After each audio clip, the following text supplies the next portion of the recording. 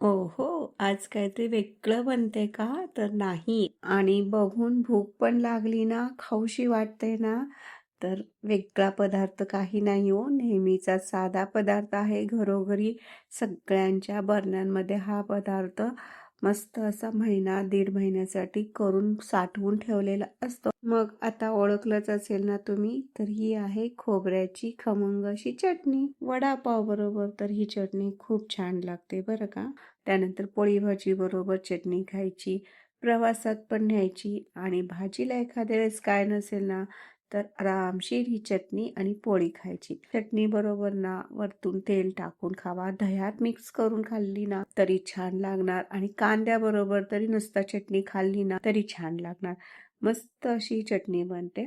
साधी सोपी रेसिपी आहे. मध्यम आकाराची खोबऱ्याची एक छोटी वाटी घेतली, मग गॅसवरती पहिला भाजलं. गॅसवर व्यवस्थित भाजलं नाही जात तर जाळी टाकायची, त्याच्यावर भाजायचं. खरं खोबऱ्याला तेल सुटतं आणि मग तेल सुटलं की मस्त असं जाळ होतो. सावधतेने हे खोबरं भाजून घ्यायचं बरं का. आणि मग थंड झाल्यानंतर खिसणीवर किसून घ्यायचं.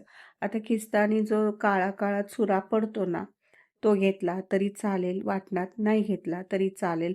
फक्त जास्त खोबरं करपट नाही लागलं पाहिजे, अशा पद्धतीने तेल सुटेल ना वाटीला असं भाजून घ्यायचं. आता त्याच्यामध्ये आपण 15 ते 20 लसणाच्या पाकळ्या, जिरे आणि मिरची पावडर 1 ते 1.5 चमचा.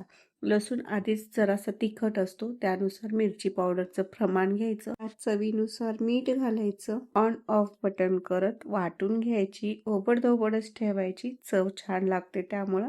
आणि मस्त महिनाभर तरी आरामशीर टिकते. तयार आहे चटणी. मग लाईक, शेअर, सबस्क्राईब पण नक्की करा.